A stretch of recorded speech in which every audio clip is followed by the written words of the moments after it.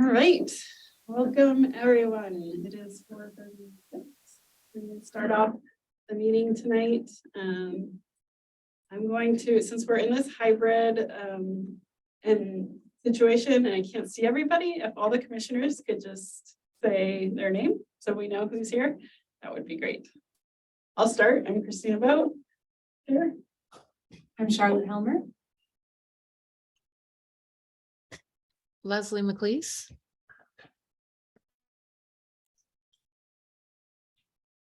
Brian Josephs. Jenna Fribley. Excellent. Great, and I believe we have two city representatives here tonight. Drew is joining us and Mark Rust is joining us. Thank you for being here. And then we have our guest speaker here in person as well, Emily, who we will introduce and talk more about a little later in the agenda. So today, we'll take just a brief moment to do our land acknowledgement, and then we'll go through the agenda. So we like to start our meetings by acknowledging that the land we're on is that we now call Springfield is located on the traditional indigenous homeland of the Kalapuya people. We acknowledge that the city of Springfield shares this history with the exclusion and erasure of many indigenous peoples, including the Kalapuya and those who first inhabited land on which we are located. We also acknowledge that Kalapuya people are still stewards of this land and contribute to our history today. And that is something that was on our agenda, but I believe got bumped again, was to work towards some of the actionable items that we have to further our planning efforts and research that is being done to kind of acknowledge the Kalapuyan history of our area. So we will be continuing that conversation going forward. But today's agenda, let's run through really quick. We have public comment. We have the staff liaison transition discussion should be pretty brief. We'll talk about current status of our applications in 639 C Street. You want to scroll for me, Drew? We have our guest speaker, which is exciting, something fun to talk about. Thurston, some of our history in the Thurston area. We're going to talk about some of our work plan and do a little status update and run through on things that we want to be making some progress on here in our near future. And a quick check in on our funding, on our funds and where we're at with our grant. So what we're going to do today. Is there anything? I know one thing that was already brought up is Leslie might have to leave us a little bit early today. And Leslie, I see that our subcommittee meeting discussion doesn't start till 5:20, so you may miss that. I am not going to that event. Oh, I finally not. just like I need to stop trying to do everything and I'm going to stay at this meeting. So Okay, yeah, well, it's fine. yeah. Thanks. Yeah. Okay, excellent. Anything else to add to the agenda from commissioners? Anybody else? Great. Review of July minutes. Do we have those minutes? I don't know where they live. Okay, let's postpone the approval of those minutes until we figure out where They those are. will be saved on the SharePoint drive. I just don't. Okay. Great. Public comments. I see Todd and Michael joining us tonight. Welcome to your third meeting with us. Would you like to make a comment tonight? Yes, we're glad to be here again. We were hoping that we wouldn't have to be here again, but we definitely look forward to hearing, some of the information, newer information on our project. I know we're pretty excited to move forward with it. Okay, Could I great. just clarify which project it is? That's 639 C Street. It's the ADU, and any more information on the residents too. There's two applications that are with that address, associated with that address at this point. Thank you. Tonight's any conversation will be on the primary residence this evening. Okay, Any other public comments? I see a Celine joining us tonight, is that? Okay. Excellent. We'll move on then. Staff liaison transition. So you guys want to have any updates for us? Sure, so I'm acting in capacity as a staff liaison. I'm probably not doing a very good job, but we have hired a new senior planner to fill the position previously held by Melissa Carino. And so that senior planner starts October 10th. It will probably take his name's Tom Sievers.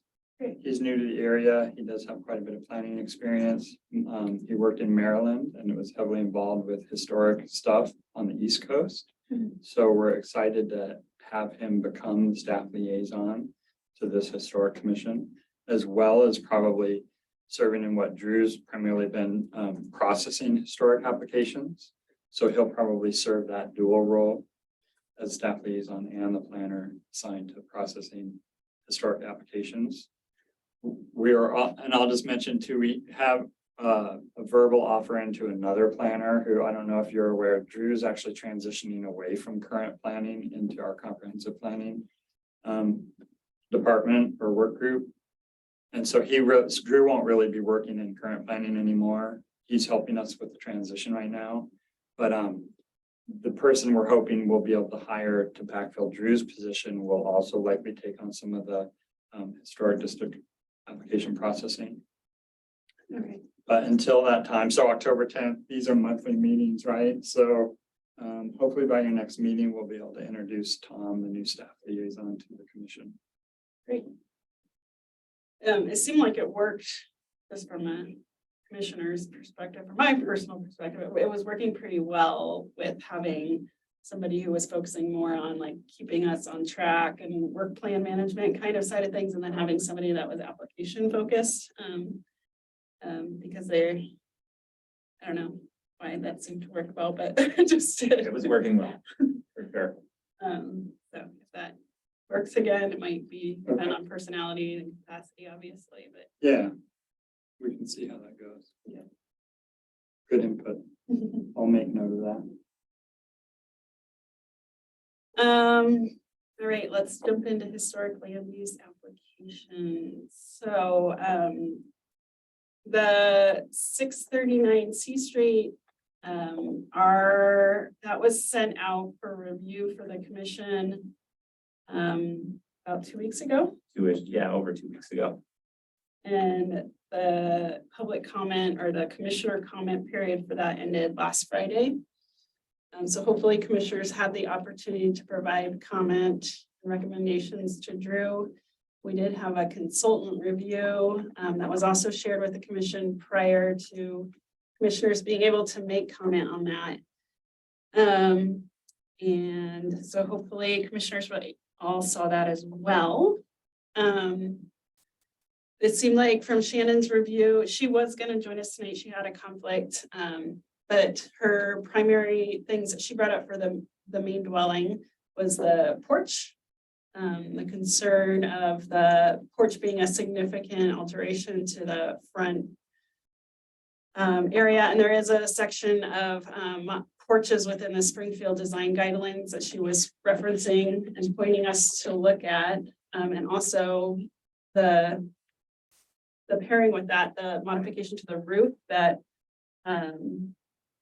changed the front facade kind of the building. And so she was just encouraging us to look at alternatives. For example, potentially not putting a roof over that section of porch that was added. So referencing the design guidelines here. I feel like there was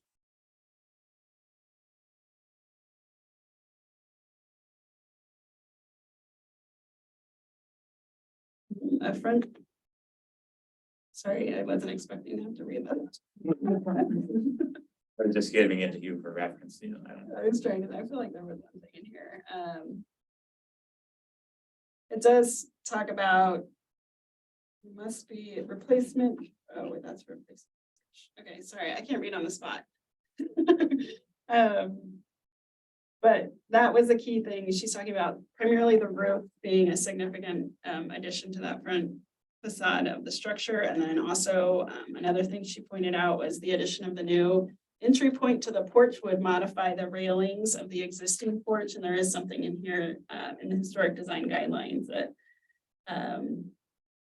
I just read it. Avoid removing original porches and their distinctive features such as posts, railings, and stairs, or replacing them with incompatible porches that destroy or cover up character defining features of the house, which the new porch doesn't modify the front facade, but it is that new entrance would remove railings and kind of change potentially the original access to the house. So that was Shannon's kind of reporting through me, kind of degraded through my interpretation of it. Was there anything else that the commissioners took away from her report as highlights other than those main things? The big one was just the intersection of the porch roof with the main roof, I think, and how it's, you know, at the very front edge. So it kind of changes that corner of the roof line at the very front edge. Well, and I think also that beyond the way that the roof connects, just having a wraparound porch there is a significant change to the appearance of the front of the building, especially from the street. So I think one of Shannon's recommendations was about looking at, you know, the porch on the rear of the building where it's not going to be such a significant alteration on the historic character. Yeah, the existing comes from the side, does it not? Yeah. So this would be the change. Mhm.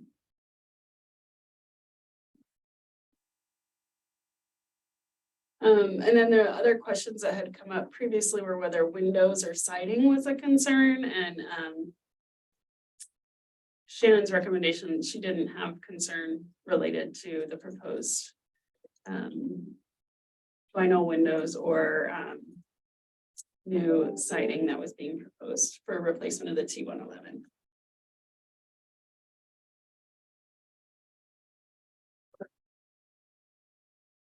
I don't know that there's much discussion that needs to be had because at this point, process-wise, we have received Shannon's recommendations. Commissioners have the opportunity to review those and then provide any additional comments back to city, and that period of window for additional comments is kind of closed. So, but because Todd and Michael are here and no decision has been made or issued at this point, I guess I would just like to provide, is it okay with you, Drew, if I allow like Todd and Michael to kind of submit any comments or additional thoughts that they might have?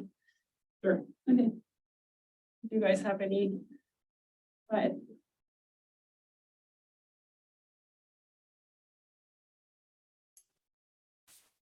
Hi, yes. I know that we were hoping to have a situation where the porch can be accessed from the front porch and the side porch, so we can have yes, a wraparound that's covered. And we did set that back, the fascia board, we did set it back slightly, and to keep that existing fascia where it is, and not change the existing, but we did set it back in hoping that we could still wrap it around that the front side.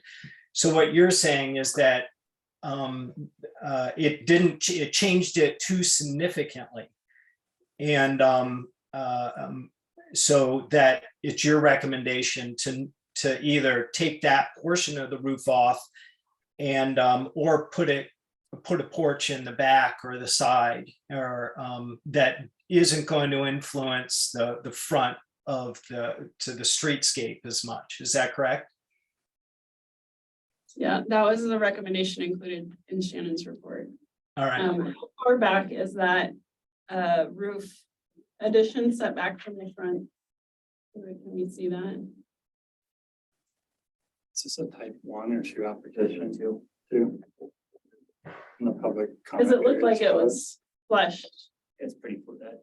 Flushed. Yeah, it's pretty close, but we purposely set it back to keep the existing fascia board where they are. And we're not actually taking off any of the existing fascia on that, on the gable side. This looks like Which- existing. I don't know if we have a, And where's the front fascia?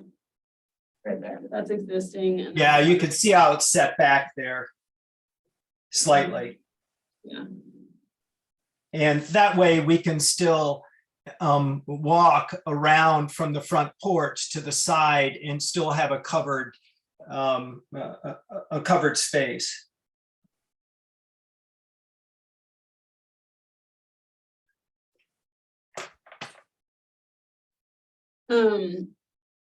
I was wondering a little bit, Todd, if you could speak to that new entrance on the front porch there that Shannon had brought up as a concern. Is there there's currently not a driveway, and I'm trying to recall, you were trying to get a driveway in. I know the curb cut's been an issue with you for trying to get that established. So I was just thinking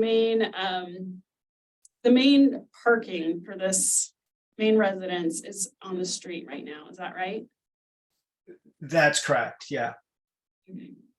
And so your access to the house right now is a walkway that's going up to the current steps on the west side of the building. But Yes. you would be proposing to add a walkway then up to the. Yeah, the existing railing that's there, we would, would need to remove part of that railing to put in a new guardrail coming down for some steps coming down that directly accesses to the parking a little bit more directly instead of off to the side.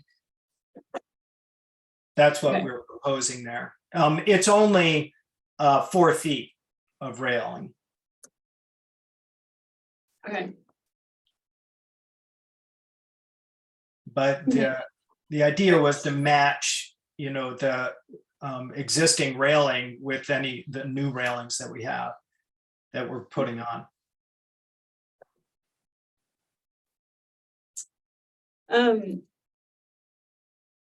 I guess I mean, at this point, I think it's up to the city to review our comments and make a conclusion from recommendations. But I just from the commissioner's side of things, I wanted to apologize that the application process has been long for you, Michael. I know that you were waiting and you're still waiting. And so I think as a commission, we would like these processes to go smoothly. We don't want this to be a hardship on somebody, certainly if you're trying to do good things and you clearly are trying to make an improvement here. And so I know it doesn't make it any better, but I just want to acknowledge that we appreciate you and what you're proposing to do on this house. And I apologize that it has not been smooth and quick as it probably could have been. So thanks for your patience and thanks for the work that you are proposing to do. And we will get back to you. I will. It's kind of out of our hands at this point. The way it works is, we just get to make a recommendation and then the city gets to make a decision. And we try to bring in the technical review and expertise to help guide that decision. Yes, Michael, looks like you have something. Could I add one more item that hasn't been discussed yet? Forgive me, my voice. Anyway, the other item is that this wall is a west-facing wall, and it has a lot of windows that are in very nice shape, very good condition. and we plan to restore them. But the problem with windows is west facing is that in the summer, we get significant heat gain on that wall. And part of the reason for the porch roof is to help shade that window wall and reduce energy costs and make the house more sustainable and energy efficient. Right now, when I paid my sub bills for the summer months, they spiked significantly. And even still, I put in mini blinds and kept them closed to try to shut it off. But we need a roof there or some shade protection. That item, that architectural feature of the porch roof hasn't been mentioned yet, and it should be, because I think that's a responsible and significant factor in home ownership, making it affordable and sustainable and energy efficient. Yeah, thank you for that, Michael. That's great. Appreciate that. Any other questions or comments from the commission? Okay, I don't see anybody. Okay. All right, thank you for being here tonight again. We'll be moving on. That's it. Moving on to Emily. And is it Hartlewood? Hartlewood. Hartlewood Road. Yes. Yeah. We have had Emily on our agenda for maybe 6 months. And has been really a combination of factors as to why it's been hard to get her to actually be here. So we were grateful that she is here with us and nice person. Emily, do you want to, she's going to be sharing some of her interests in Springfield and historic preservation. So I asked her to just join us and share her ideas. And we always, as a commission, like to have inspiration and ideas for new projects as well. Yeah, and people interested in. So thanks for being here. Yeah, thanks for having me. Can you hear me all right? If I just talk normally, that you're hearing me? Yeah, I get a nod from Leslie. Great, thanks. And you're fine with driving, Drew? Is that Sure. Awesome. Thank you. That'd be useful. So thank you for the opportunity to speak with you today. I'm going to read my notes so that I stay on target. And the opportunity to ask you to consider funding a survey of the Thurston neighborhood for eligibility as a National Historic District. Next slide, please. So just a little bit about me. My husband and I moved from Eugene to Thurston. Oh, wait, pause for just a second. Yeah. Jenna? Can we get her slideshow on the screen? What's being shared right now? The agenda. Huh, Oh, yeah. look at that. Wasn't on ours. Jenna? Nice job. So just a little bit about me. My husband and I moved from Eugene to Thurston just a few months before the COVID shutdown. Professionally, I direct the state's Folk and Traditional Arts Program, a branch of the Oregon Arts Commission. We're housed at the University of Oregon as a program of the Museum of Natural and Cultural History.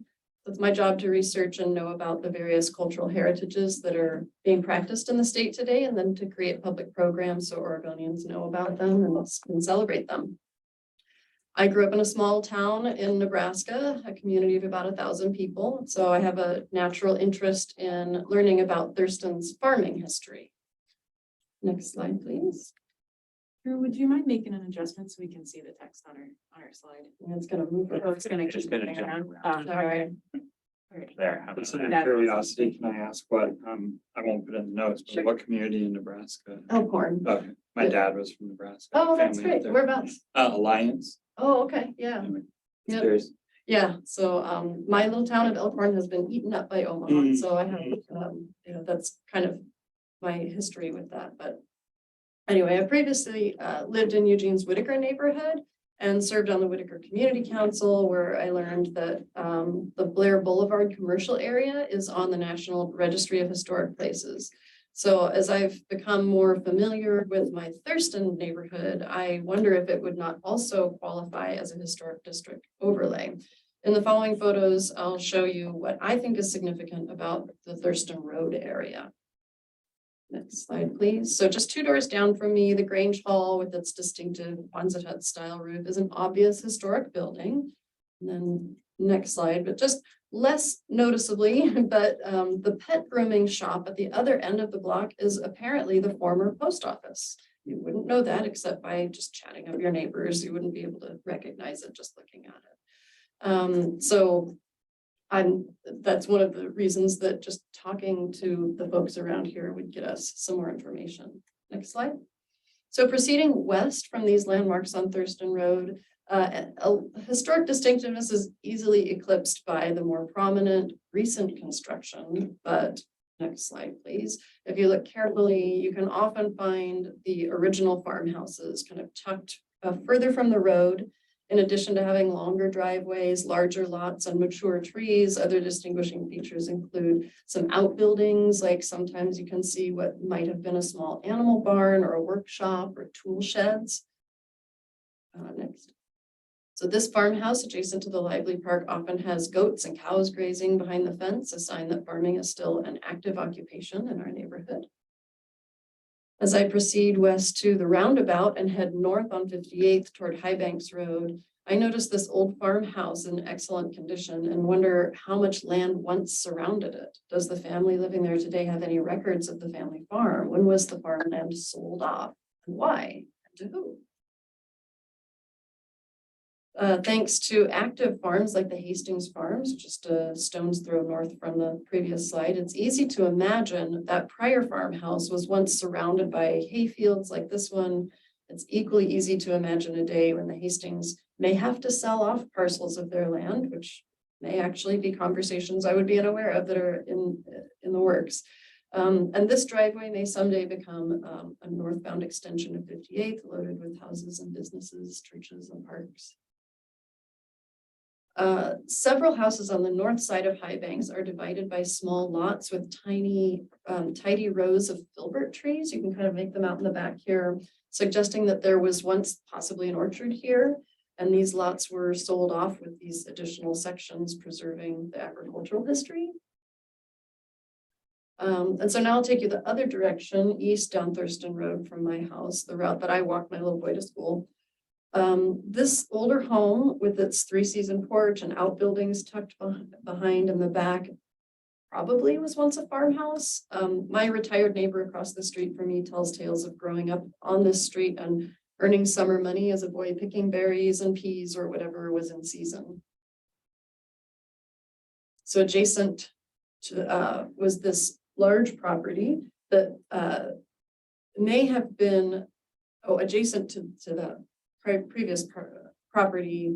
I'm sure that this was pasture land, even might still be very recently. I've never seen any animals on it in the last couple of years that I've been here, but while the manufactured home may not be of historic registry interest, the land use might help tell the story of the neighborhood and what's distinctive about Thurston still today.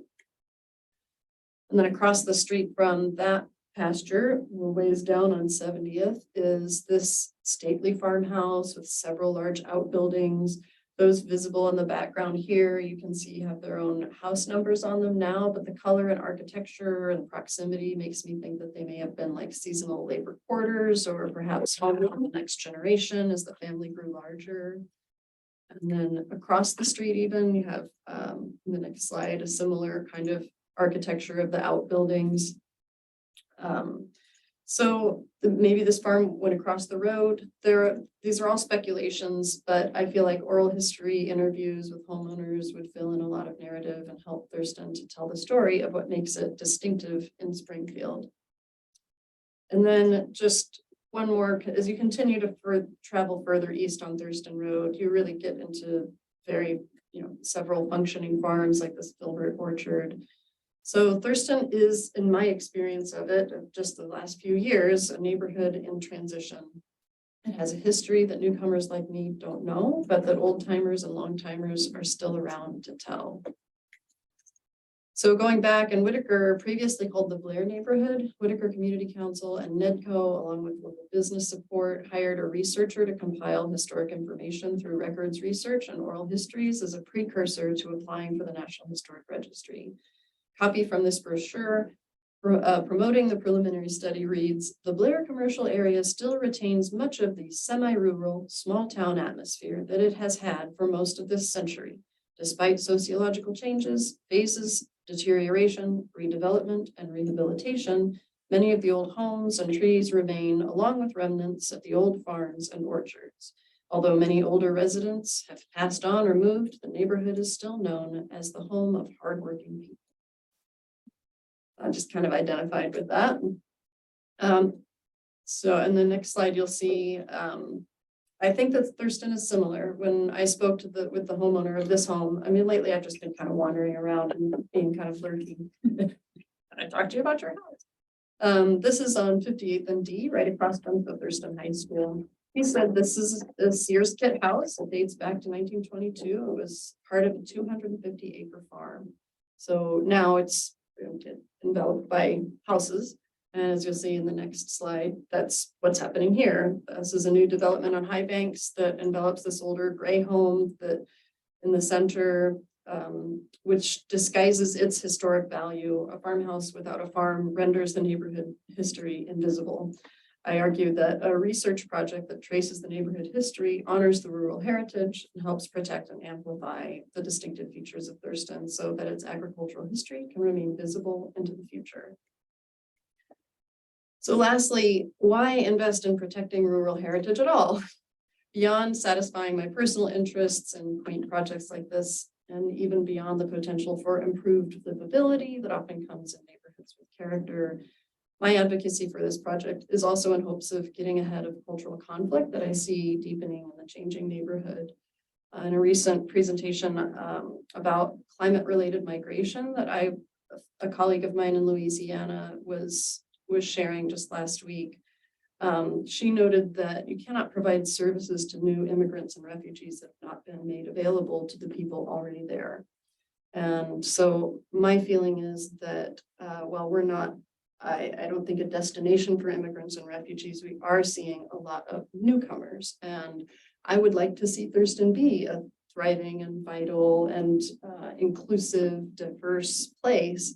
And I feel like honoring the people who are already there is a way to maybe make paths toward looking backward on whose land was there before this agricultural settler community and whose land it's becoming. So I would like to see more conversation and community conversation across dividing lines or what could be dividing lines. So that's the end of it for me. It's my quick dog and pony. Great. Do any commissioners response questions? Got one. Thank you for taking us on a field trip. That's what he does. It was great. Some of what you're talking about reminds me of the survey of the River Road area, kind of documenting those different layers of development over time. And it would be great to learn more about Thurston's development with a couple of, I'm sure there are lots of interesting players there too. Yeah. Jenna. Yeah, this is great. Thank you so much. On a separate committee, on the museum committee, we're working actually on a historic atlas, and one of our chapters is going to be about Thurston. And we are hungry for more information about Thurston to include in that. So I'd love to connect with you separately. You could even come to our meeting tomorrow morning if you want at 10 o'clock and chat about it. Because we definitely, that's one of the chapters that, we need some more info on. Sure, it's possible I could meet you at maybe I can find a way to connect with you afterwards so that I know where and when more specifically. Perfect. Okay. Should be on our probably the city's webpage or the museum webpage, I would imagine. Oh, the meeting. Yeah. Yeah, I would assume. the meeting is posted publicly, right, Jenna?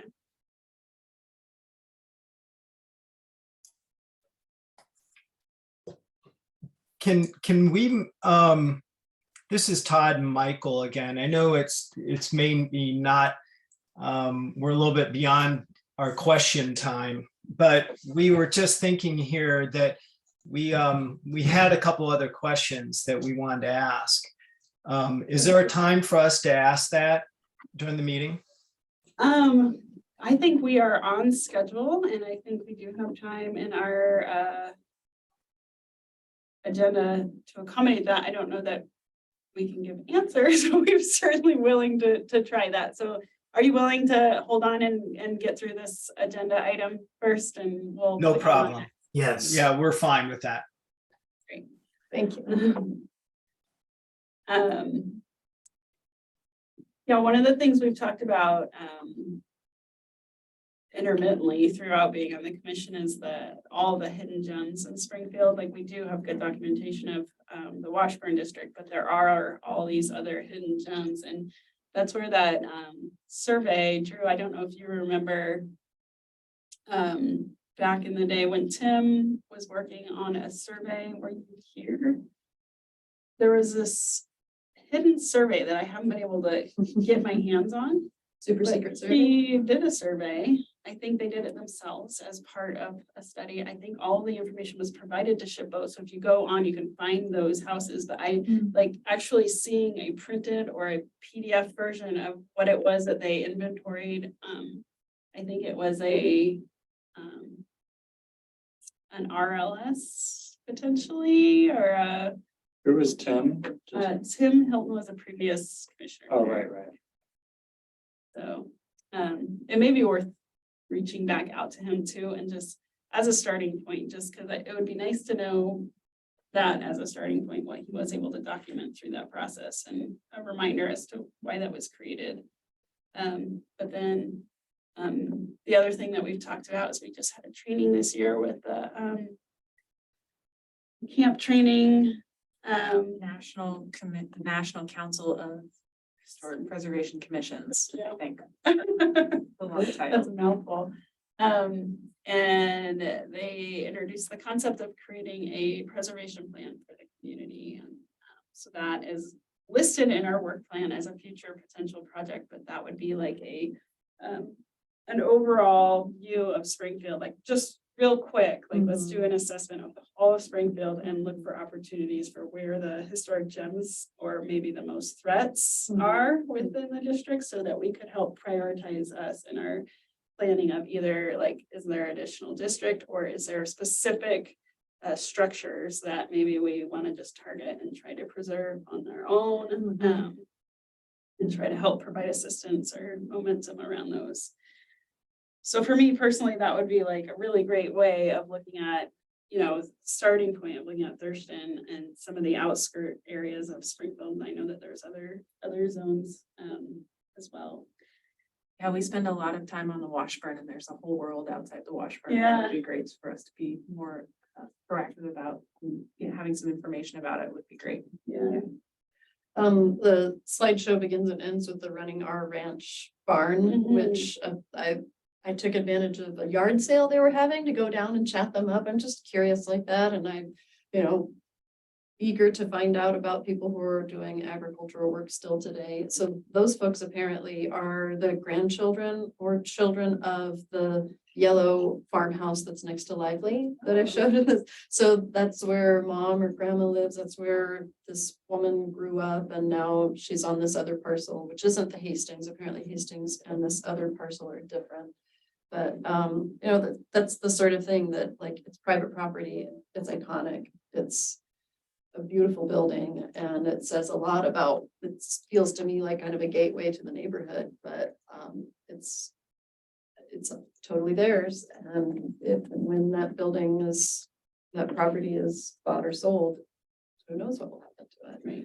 So I also know that up north on 66th, where the Memory Lane Blueberry Farm has an old farmhouse, and there's a working Palomino horse farm up there. Or there's apparently an old schoolhouse on North 66th as well, which that's just like hearsay right now. I think maybe the people who live in it I chatted with for a while, but I think the conversations and the photo documentation would be really interesting. And even if it doesn't lead to like a successful historic registry application, I think that it would really honor the people who live there and provide some context for people who are moving in.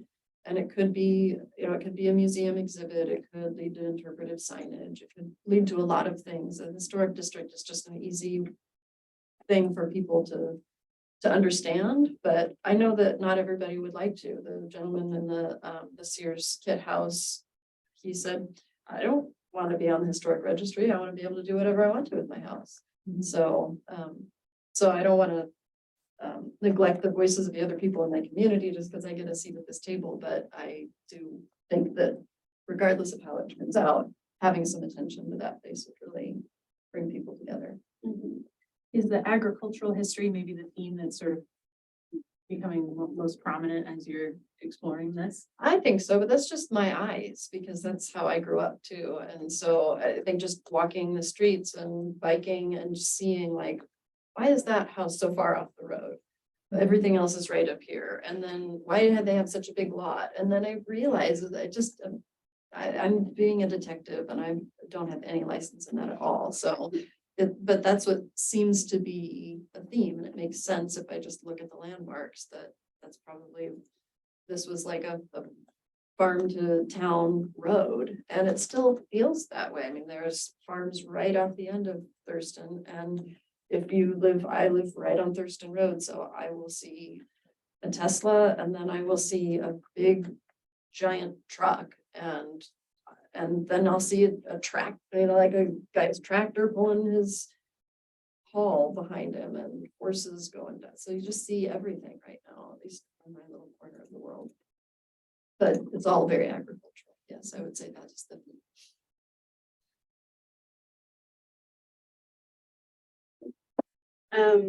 So, and then just so you know too, the way that we plan things and program them, or we just started to do at least, hopefully we will continue to do, is kind of track all the like dream projects and things we'd like to do. And then the idea is at the beginning of the year, we'll kind of review those and create a work plan for the year, things that we haven't finished. And so there's a couple of things right now that we're working on that have just been on our list for a while and haven't happened, but I think one of those things was to do a preservation plan, and we're going to talk more about that later. But yeah, projects like these help inspire us to think about what else is happening in Springfield. It's nice to have advocates out there who are looking out and inspiring us. So sure, yeah. Thanks for having me. and I already tried to recruit Emily to be on our commission to help spearhead some of these projects. We shall see. So we may have her back joining us for at least as a Catholic. Hopefully. Yeah, I'm very glad to know that you're here, and the city staff did a great job of directing me here. I've been trying to figure out where do I go to pitch this idea or see if anybody's already done it, and it landed me in the right place. So good city staff. Thank you. Yeah, perhaps I will make my leave so that you can wrap up. And thank you. Anyway, I can show her out. Okay. We're close, so Think about that. no, you're fine. It's just dark out there probably, and the doors are locked. Yeah. Good to see you. Thank you all. Yeah, we're right away, but- Can you pull the agenda up again real quick, just so you can see where we're at?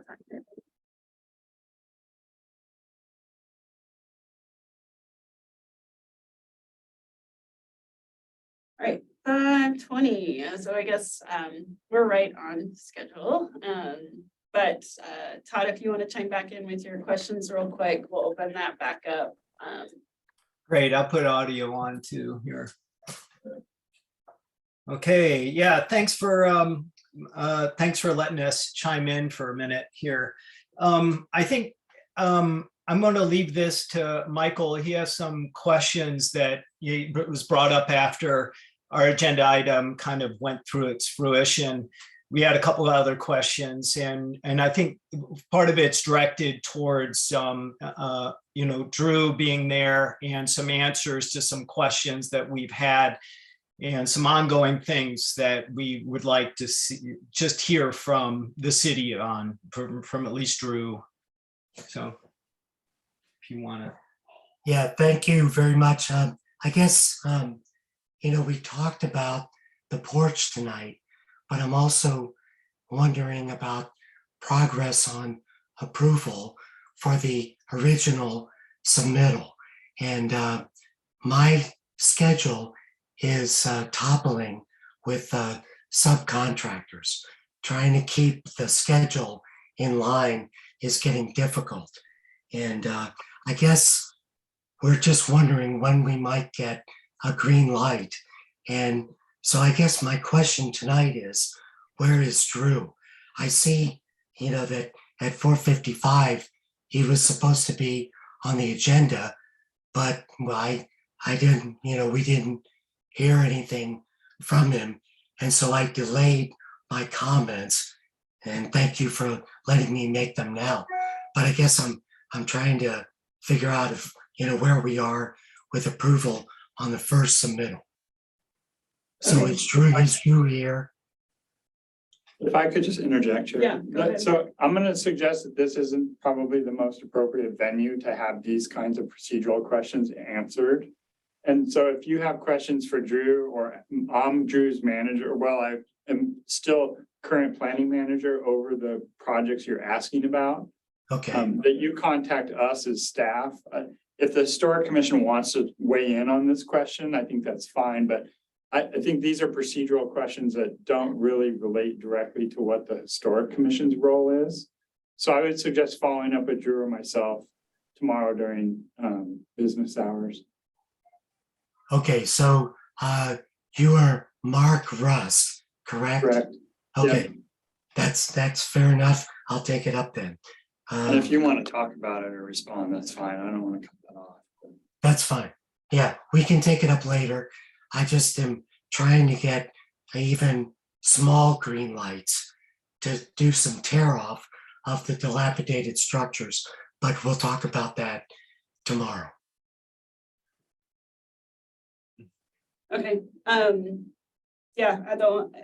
from the commission side of things is we get 2 weeks to kind of make our comments once we get the applications. And so it's kind of, we are a little bit separate in that regard. So if you follow up with the city staff on their end and kind of talk about scheduling, that sounds like a good plan. Fair enough. Thank you very much. Okay, Yeah, I just want to clarify, because I don't think Michael heard it as well on the residents, and I believe that we're probably going to see it. We haven't seen anything written, any written response, and I know that you said that last Friday there was a deadline for the commission. And do we expect to see some written responses here soon on the residents, the primary residents, Ben? Yeah, so what they do is they provide staff comments. I am here. You can't see me. Oh, okay. Hey, Ann. I am here. Yes. And what I do is I consolidate those comments, write up a staff report and decision. I'm close on the ADU. It should be out soon. We'll talk more on that tomorrow. Similar to this, I've got those comments. I will now start writing a staff report and decision on the primary residence. Okay, great. All right. Is there a time that's ideal, or should we talk about that in the morning? The morning is fine. Thank you. Great. Okay, thank you very much. Thank you. Thank you. All right, so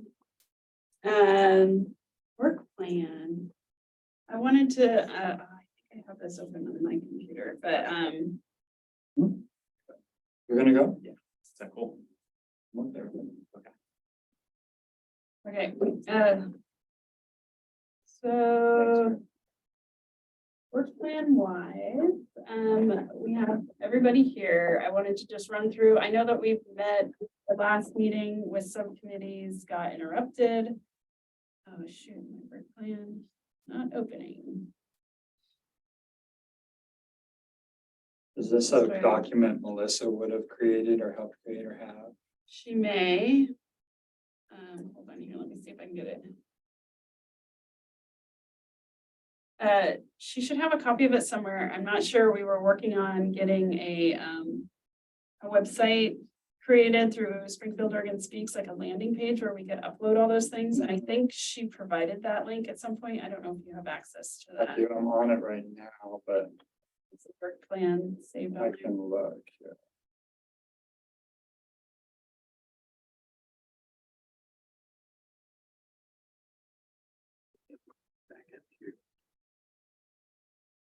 Sorry, guys, hold on here. Um,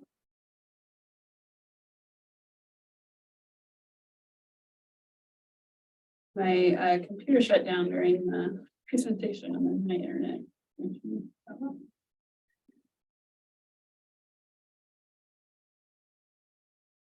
Oh, I'm not logged in, that's why.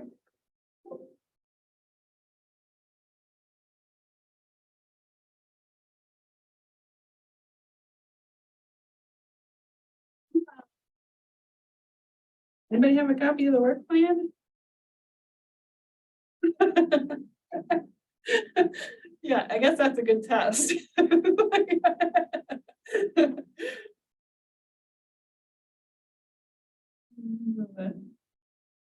That was the goal, was to get our website kind of set up so we would have a place where we're storing our working files and plans. I've got a copy of the 2022 draft work plan from May. But Yeah, don't I think know if that's- I think the final, that's what we ended up adopting. Okay, would it be helpful for me to forward it? Yeah, to to everybody, Mhm. that'd be great. Do you include me on that as well, please? Christina, should I use your Lemeline or? Yeah, Okay. that's great. That's what I generally do.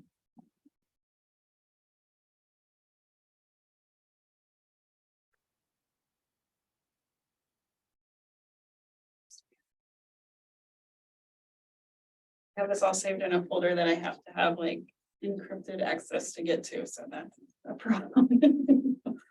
Get my.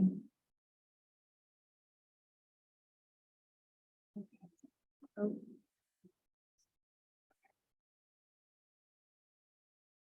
So that's the draft version, but. It hopefully is- Pretty much the same. Yeah. Yeah.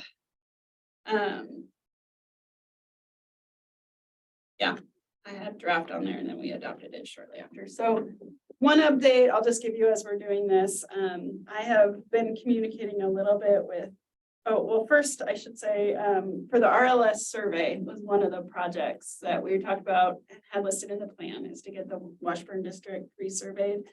And I had talked to a consultant who lived in Corvallis, by preservation, I want to say, it's been a little while. She's no longer practicing. Oh, So she gave me an estimate for the work. She did do surveys. And she was based in Albany. But she gave me a quote for the work. We included that in our grant, that estimate she gave us. And then I went back and was like, we're ready to go. And she's like, oh, I've closed my office and I'm no longer practicing here. And so she gave me contact for another consultant who works in Portland. Applied research or something along those lines. Sorry, I'm butchering the names right now. And they gave me an estimate that was more than twice what she had quoted me. So he also cautioned me. So our approach with her was she thought it was around $9,000 to do the resurvey. And we talked about doing it in phases so that we start the first phase of it, just kind of do an initial phase of work and pair it right next to the next round of our grants so that, you know, towards the end of this grant cycle, so that when we get our new grant, we just go into the second phase directly and it just continues on with that work. And we can fund the next like 4,500 in our next grant round. So Applied Archaeological Research, Inc. yes. His estimate was $20,000. And he cautioned against doing it in phases, in part because he said you might get different people working on it. It made a lot of sense. He said there could be things that change just in that, you know, even few months or whatever it is that lags between the two phases. It's just cleaner and more consistent, and you're gonna be happier with your final product if you just do it in one straight shot. So that kind of puts us at this point of decision point of like, is this a project? I guess there's multiple questions there. Is this a project we want to prioritize? If the answer is yes, then we need to figure out how to fund it. And if we are funding it, our options would be looking at our budget. I mean, it's beyond our budget to do 20,000. So I think the first step would be going to get additional estimates from other people just to cross-reference that 20,000. And then if it is around 20,000, then we're looking at writing a grant, I think, and maybe including it in our next grant cycle. My challenge with that is that there are so many other things that I think many of us are feeling passionate about right now that I would almost rather see that grant money go towards, except that I feel like this is an important project that needs to happen at some point. So it's kind of like working towards continual preservation of something we already have protected and established, and kind of honoring that by maintaining that resource versus going off and trying to fund an additional research project, such as, or create our preservation plan for the area. So we have some guidance on where to do additional preservation efforts. So right now, the 2022 expenses on the RLS are listed as 3,900. So that being our budget for the year. So although additional funds 600. Remaining expense 4,500. Yeah, I'm so- not sure what that, how to read that. Sorry, so that is explaining that we had it at 3,900. When we got awarded the additional grant funds, I added that $600 in to make it a set like 50% cost for this grant cycle, because we were slightly underfunding it the first time around. And so I just bolstered that task, that project a little bit by $600 to make it exactly half of what the estimate was. So the estimated amount I was expecting to spend on that was $4,500. So that's a third, less than a third of what it cost us. So I think, yeah, I mean, we wiggle room wise, I think, you know, the support partner efforts is something we're gonna have to look at closer. We have that money there, thinking that there might be community members who want to apply for that. And I know that William Lane does, but there are some question marks I have about that funding source. And I have a meeting scheduled with Curry in 2 weeks to try to better understand what the requirements are. Because I believe that the way the grant was written, whoever that money would go to would have to provide SHPO basically an ILS, the way the wording is that I'm reading, which I don't know that William Lane is going to be trying to do, or that other people might want to do. Maybe there's somebody else who's interested in doing an ILS on their building that this funds could go to, but I would just want to better understand from Curry what exact requirements are required and if it has to be a full ILS or if there's something specifically that SHPO would be wanting to get out of that. And then I think the resource development subcommittee probably needs to have a conversation about how to make those funds available, but we need more information before we can do that. So there's a question mark on that those $4,000. And then the training budget, we do have a lot of funds potentially available there too, $3,500 that we haven't been using. We very well could, but that'd be another area that'd be up for discussion. And then we have grants that we could write. So Brian?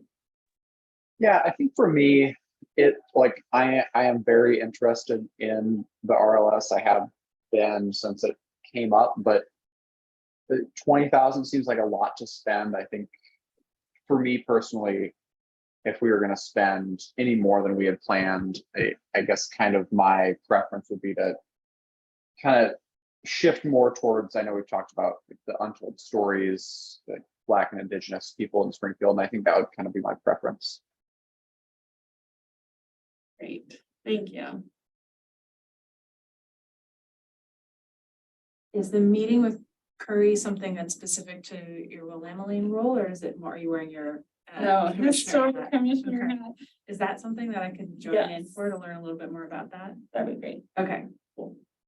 Yeah, I'd love to join that conversation. That would be excellent. Yeah, it's just really understanding more of the grant and making sure, too, with like, I was telling staff that, you know, like there's a transition happening and Melissa kind of wrote the grant and now we're gonna be responsible for implementing the grant. So we just want to have a good understanding of what actually is required. And I know at the last minute, there was some changes in the grant that I didn't necessarily see. And it was also to that particular item, the supporting partner efforts. I think we wrote it one way and then it got into the grant written a different way than my understanding of what the item was. And that was in part because of what the state's requirements were for those types of projects and using funds for that purpose. So Is that meeting time set with Curry yet? yeah, it is. That fall in the category of information gathering, so not something that has to be formally posted. No, it's Posted. not a pub. Okay. Yeah, I was just curious for my own sake. it is I October 13th at 9 o'clock. mean, maybe we even, Tom, our new planner, will be here by then. Maybe Okay. we even have him attend. That'd be great. October 13th at 9 a.m. Yeah, Is that a virtual meeting? Yeah. If you might send me the link for that, then I can, I mean, Tom will be fresh 3 days in, you know, having done all the training for 2 days, but we could try and have him at least start hearing some of the language and getting his feet wet. great. Yeah, I'll forward that to you right now. Charlotte. Did any of the consultants give you a sense of what they could accomplish for 4,500? He did not, it was just the one consultant I spoke great. with, and he did not talk about it as there being In those like wiggle terms. room, Okay. really. Yeah, like, It doesn't totally shock me that a firm would want $20,000 for a survey, but they might. They're probably trying to achieve work that they will be excited to stand behind, that's really thorough. And maybe there's a middle ground where we can get good information and make some progress, even if we don't call it a phase. We make some progress in that direction. And see what we can get for 4,500. yeah, I actually I agree with that. I mean, I like a lot of these other projects too, but it's hard to get. It's fun to get money for like new things, but to kind of like redo I don't really know quite what this process is, but like it's resurveying the Washburn. If we need to do it, I would want to kind of get it going so we don't keep pushing it off. Because it sounds Yeah. like it was supposed to happen a while ago too. I can't see. yeah, this has been it was on our last grant cycle at least. Okay. One before that. And it sounds like it would help us a little bit when we're talking to homeowners who are putting through requests to make changes. Like we're kind of having to dig through a lot of stuff. And if we had a more recent survey, would that make it easier for us to make decisions? Well, my understanding of it is that the updated survey, that they do surveys more thoroughly now or provide different information than they did when our survey was created. So the information that we have about houses in the Washburn district now, when we get it resurveyed, we may get an additional layer of information in that process. The other benefit is that we didn't get ADUs or accessory buildings surveyed at the time. Mhm. And that has come up a few times when we're doing applications, not knowing if those structures or significance of those structures. It's just kind of nice to have that documented, especially with the two changes that are happening with increased density and the ADU, allowance of ADUs in the historic district. So if somebody is proposing to modify their accessory unit into a ADU, it's nice to, I don't know code wise how that will work now because technically ADUs are allowed and accessory units, accessory dwelling units aren't necessarily something I think that we by code are required or allowed to speak review. In the historic district, Yeah. yeah, they still have to meet the historic design standards, but they don't come to the historic commission for Right. comment. We have to allow that. So a small barn or detached garage that was getting repurposed as an ADU, that adaptive reuse would not come to the commission for If they're not consideration? proposing to modify the exterior of it, no. Okay, but if they are modifying the exterior, it would still come to us. And I don't know the scale or scope of that, like if they're, maybe if it's not visible from the street, I don't know the code like Drew does for the historic district stuff, but if, I don't know for sure on the scope of that question for sure. And for any property in the historic district, if it's determined as non-contributing, does it still come to us when somebody's modifying it? That's something I'm still unclear about, just in our role, if that determination of contributing or non-contributing has any impact on what we review or don't review, or if everything in the district comes to us regardless of that status. Yeah, and I could speculate, but I don't know for sure. We could look at that.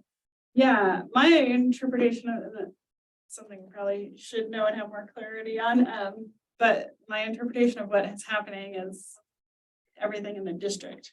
Okay. It's by code requirement is everything in the district comes to us, and then Even if it's we not look contributing. at whether it's contributing or non-contributing as part. There might be separate standards if it's not contributing, maybe, or. That would be practical. I just don't remember seeing that.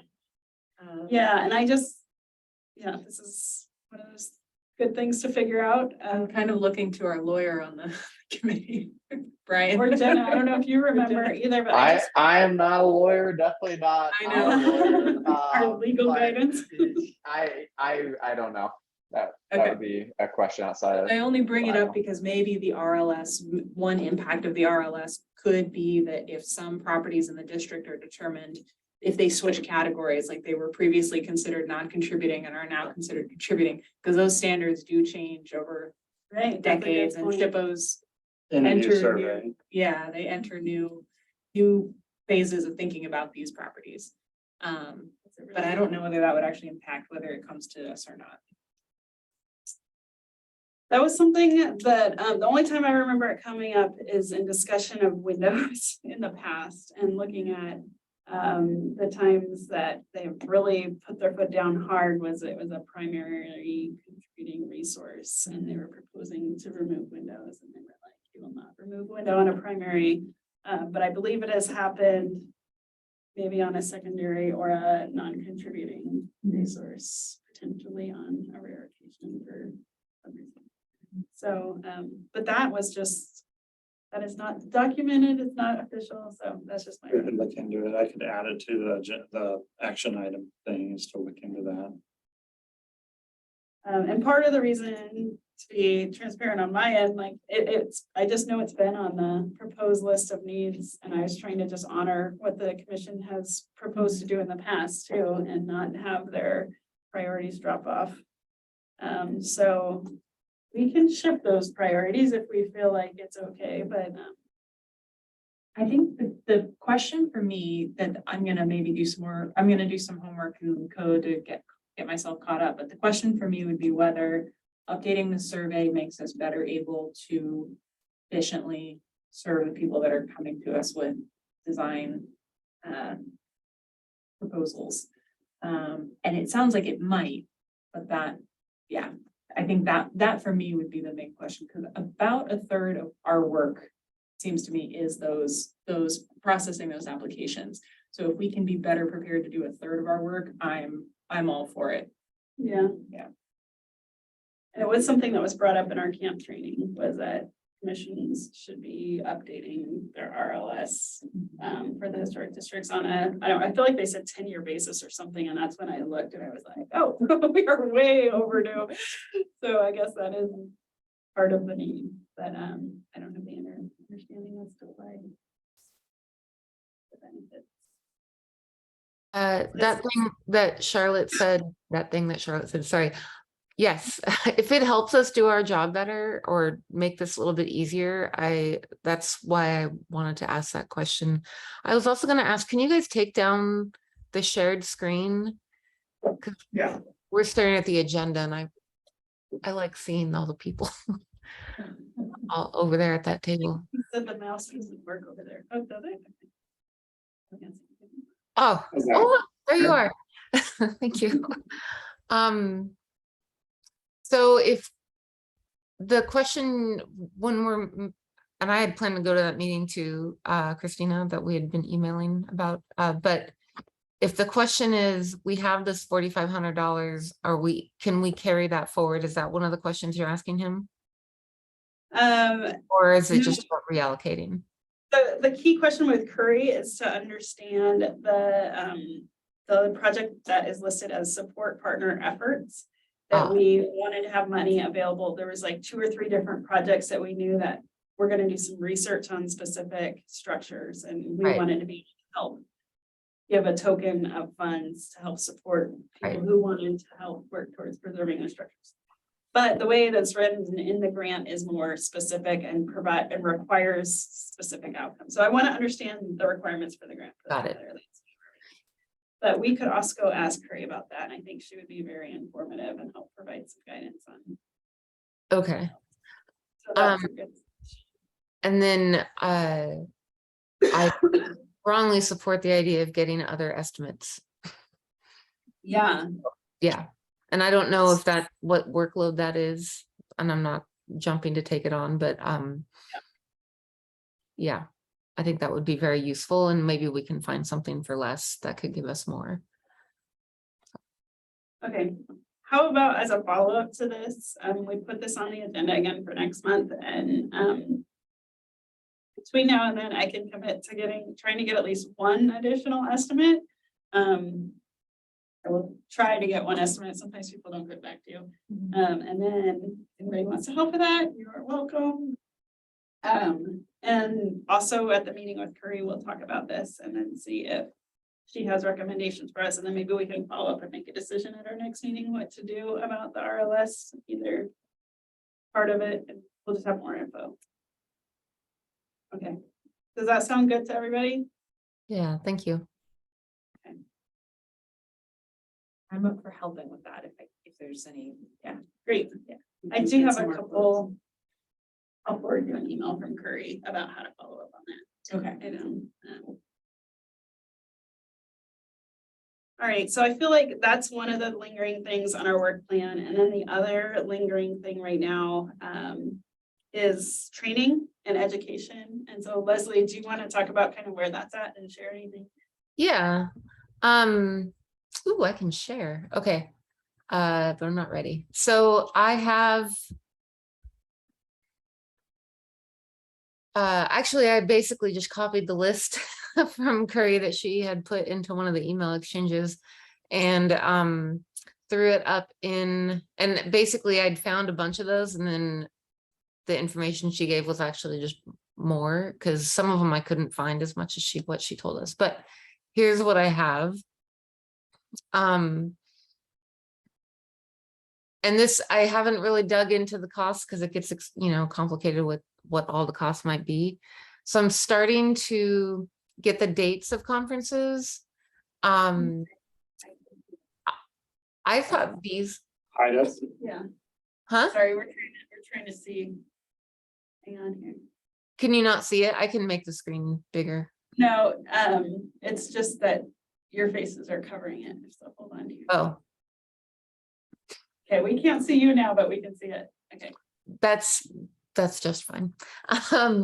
So these two actually, when I was looking through, actually seem really different and interesting. And this one I think was in Klamath Falls, or will be in Klamath Falls next week, and was nice and inexpensive too. But so we did. Tell me the ones that we did. Was it the camp training? Yeah. Where did that go? Does that out of This second. National Alliance of Preservation this one? Commissions. Okay, That was yeah. camp. So, so I guess for me, a lot of this just still is around like what we're trying to, like what we want training on. And because I'm so new to some of this still, like, I don't really know what we want to learn about. And I guess the idea is that I can go through and figure out what they do teach, and then we can decide what we want to learn. I guess that's going backwards from how I normally think about teaching, but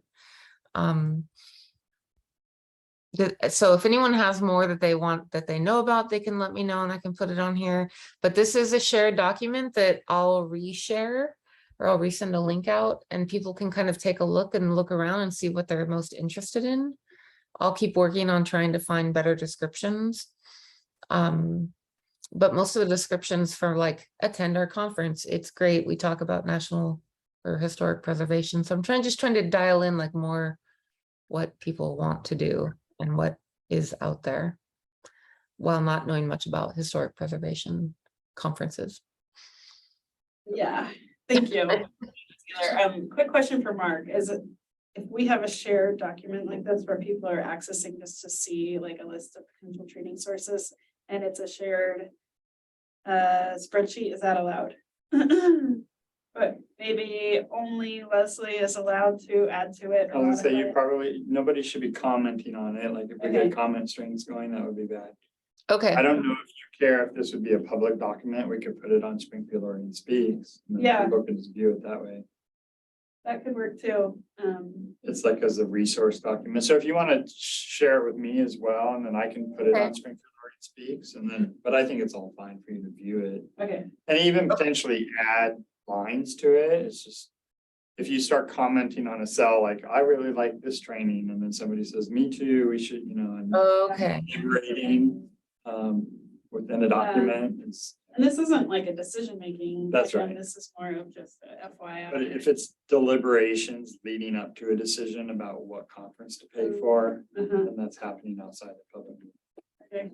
Yes. And so, if I sent you the document, and you were to post it on the website, would it be a live document, or are you just looking for the information like this? Because you want to continue to add to this, is that right? Yeah. Or develop the document. Which might not look super professional posted online, but I mean, I don't care. Yeah. I don't honestly know if it can be a live document or not. I can try. It may just be a point in time, and then we update it with the revised one as it's updated later, like every month we maybe provide the updated one or something. Okay, well, I can send this to you, and then I think, I mean, you can send it to everybody else as well. yeah. And then I'll put a note at the top about what people can and cannot do on it. And then that way I'll say what you just said mostly. Yeah, but I'm getting closer. It's just, but a lot of trainings happened in the fall, and there's a few more in like March and April. So most of those are still open through the end of October to early November, like to register. So I don't know if That's that's coming up. Yeah, huh? so that's coming up. Yeah. So like, Sort of your seminar season. for Yeah. things like that. yeah.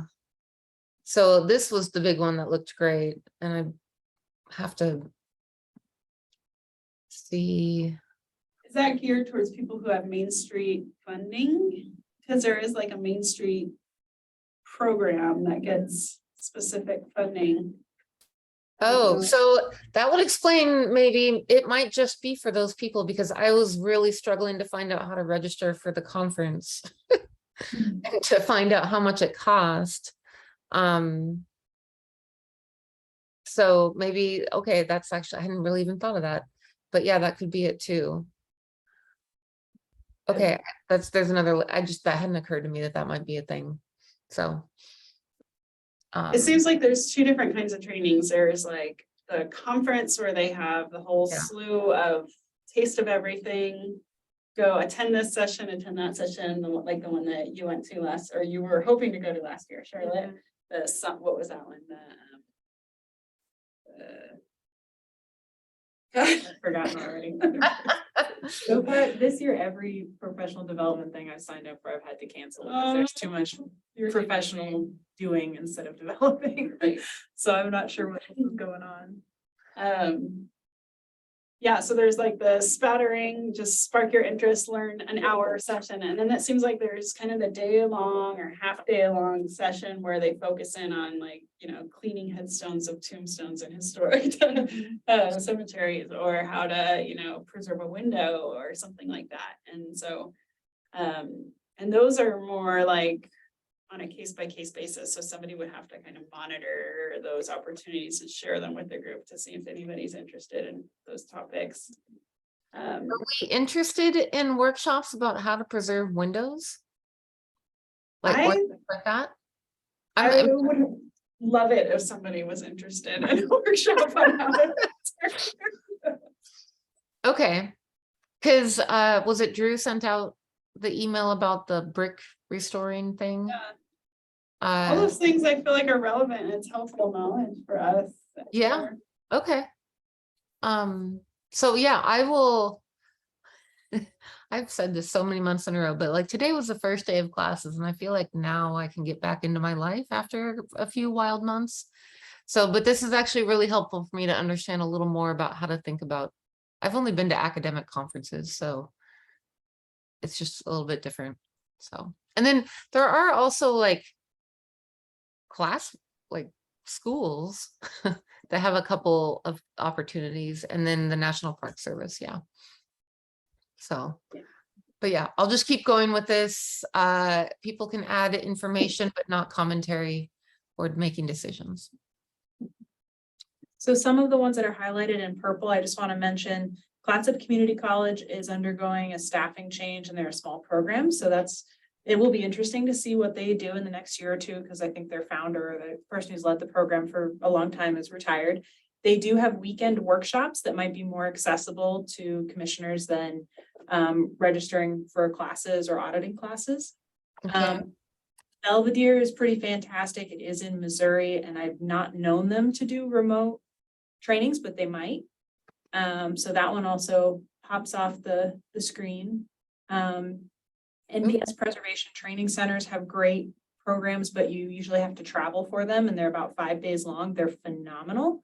But they would be, they're a major commitment, but they have a wonderful balance of like technical theory and networking to meet other people doing this kind of work. So they could be worth considering. Those are just the ones that jumped out as familiar. Okay, cool.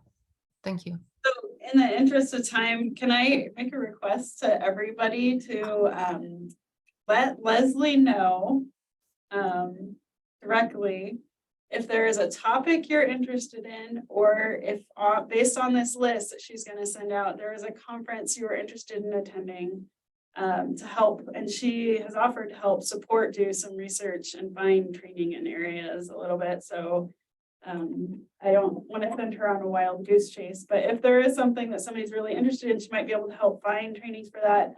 Otherwise, if there is a training that you're interested in attending a conference, we want to get an idea of how much money we need for training. And if people aren't interested, I think that's okay too. We have done trainings recently. I don't want to force people into it. So there's a capacity issue. I understand that. So if we just want to know if that $3,500 is going to get used, and then if it's not, we will reallocate it to something else.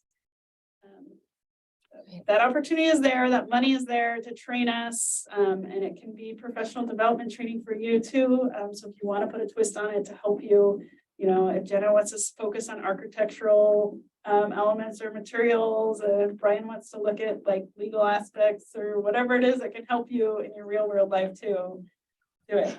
And we can support that. Awesome. Thank you, Christina. Thank you, Leslie.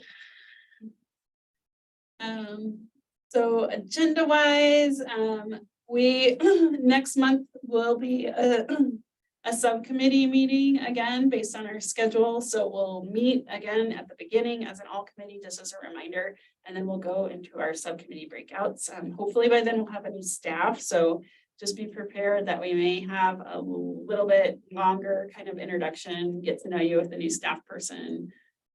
Participating in that. Maybe, can I propose that maybe afterwards we would maybe have a social at Public House again? We could just plan on meeting up there with the new person who doesn't know they're invited to it yet. Just- May not be available.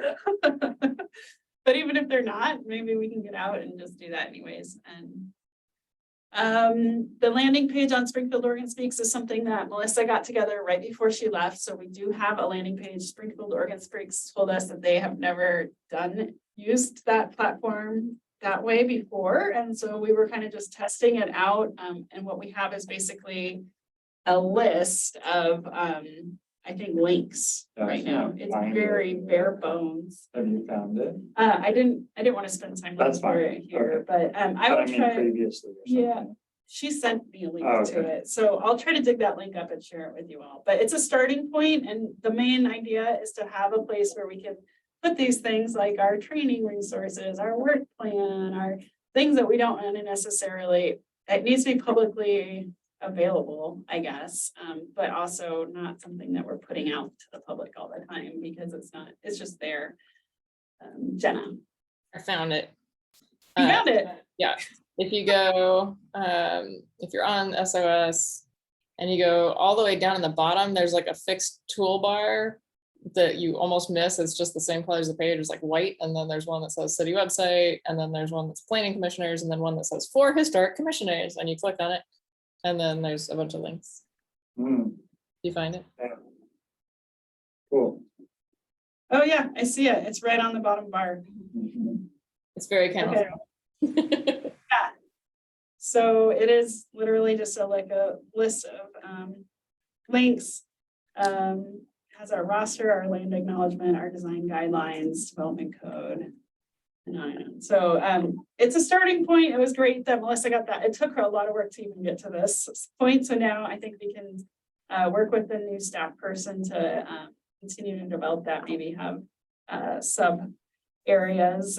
We need to get a kind of a handbook together, is something that's on my list of things to work on in the very near future too. So getting that included as well would be good. Hybrid meetings, a thumbs up, thumbs down. Are you all in favor of continuing trying to meet hybrid? Okay. And it seems like it's good, nice and adaptable. It's I nice think to see. we're required by state law to have hybrid meetings. For public meetings. But it can also be all virtual though, right? It can, Yeah, that's what we've been doing up until now. we just So- have to allow the public to be able to attend virtually. Okay. Yeah. Okay, excellent. We are over by 3 minutes. We started 5 minutes late. Apologize. Any last closing thoughts, ideas, wishes? Okay. Thank you. We look forward to seeing you guys next week. Thanks, bye. Bye. Bye. Stop recording.